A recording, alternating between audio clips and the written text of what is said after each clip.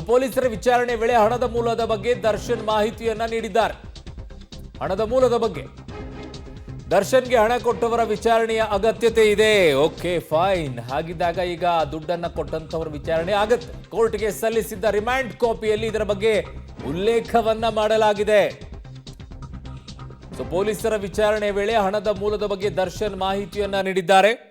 ಅದರ ವಿಚಾರಣೆಯನ್ನ ಮಾಡಬೇಕಾಗಿದೆ. ಯಾರು ಹಣ ಕೊಟ್ಟಿದ್ದಾರೆ ಅವರ ವಿಚಾರಣೆಯನ್ನು ಕೂಡ ಮಾಡಬೇಕಾಗಿದೆ ಅನ್ನುವಂಥ ರಿಮಾಂಡ್ ಕಾಪಿಯಲ್ಲಿ ಉಲ್ಲೇಖವನ್ನ ಮಾಡಿದ್ದಾರೆ. ಇವರು ಪ್ರಭಾವಿಗಳಿದ್ದಾರೆ, ಹಣಬಲ, ಅಭಿಮಾನಿ ಬಳಗವನ್ನೆಲ್ಲವೂ ಕೂಡ ಪಡ್ಕೊಂಡಿದ್ದಾರೆ. ಹಾಗಾಗಿ ಇವೆಲ್ಲವೂ ಕೂಡ ನಾಶಕ್ಕೂ ಕೂಡ, ಸಾಕ್ಷಿಗಳ ನಾಶಕ್ಕೂ ಕೂಡ ದಾರಿ ಮಾಡಿಕೊಡುತ್ತೆ. ಹಾಗಾಗಿ ಜಾಮೀನನ್ನು ನಿರಾಕರಿಸಬೇಕು ಅಂತ ಹೇಳಿದ್ದಾರೆ. ಈಗ ನ್ಯಾಯಾಂಗ ಬಂಧನ ಆದ ನಂತರ ಜಾಮೀನಿಗೆ ಅವರು ಮತ್ತೊಂದಿಷ್ಟು ಅರ್ಜಿಯನ್ನು ಹಾಕೊಳ್ಬಹುದು, ವಾದವನ್ನ ಮಾಡಬಹುದು, ಸುಪ್ರೀಂ ಕೋರ್ಟ್ ವರೆಗೂ ಕೂಡ ಹೋಗಬಹುದು. ನನ್ನ ಸಹೋದರಿ ಮುರಳೀಧರ್ ನನ್ನ ಸಂಪರ್ಕದಲ್ಲಿದ್ದಾರೆ. ಮುರಳಿ, ಈಗ ಒಟ್ಟು ಈ ದುಡ್ಡಿನ ಮೂಲ ಏನು ಅನ್ನುವಂಥದ್ದನ್ನು ಹೇಳಿದ ನಂತರ ಈಗ ಯಾರಿಂದ ಇಸ್ಕೊಂಡಿದ್ದಾರೆ ಅವರನ್ನು ಕೂಡ ವಿಚಾರಣೆಯನ್ನ ಮಾಡ್ತಾರಾ ಅಥವಾ ಅವರನ್ನು ಕೂಡ ಇದರಲ್ಲಿ ಈಗ ಆರೋಪಿಗಳನ್ನಾಗಿ ಮಾಡ್ತಾರಾ? ಮುರಳಿ, ಮಾಡುವಂತ ಅವಕಾಶಗಳೇನಾದ್ರೂ ಬರುತ್ತಾ?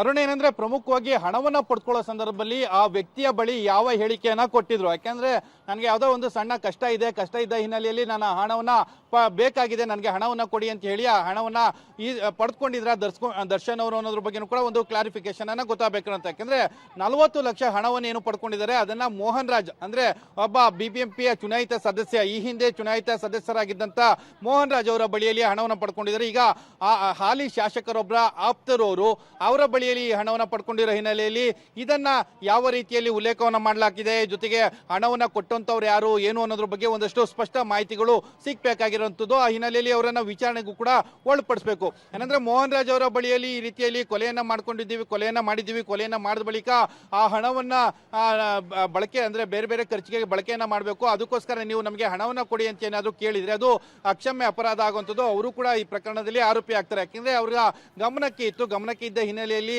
ಅವರನ್ನು ಕೂಡ ಅಕ್ಷಮ್ಯ ಅಪರಾಧಿ ಅಂತೇಳಿ ಅವರನ್ನ ಗುರುತಿಸಿ ಅವರನ್ನು ಕೂಡ ಈ ಪ್ರಕರಣದಲ್ಲಿ ಆರೋಪಿಯನ್ನಾಗಿ ಮಾಡಲಾಗುತ್ತೆ. ಆದ್ರೆ ಅವರು ಯಾವ ರೀತಿಯಲ್ಲಿ ಹಣವನ್ನು ಪಡ್ಕೊಂಡಿದ್ದಾರೆ ಏನೋ ಅನ್ನೋದ್ರ ಬಗ್ಗೆ ಸ್ಪಷ್ಟತೆಗಳಿಲ್ಲ.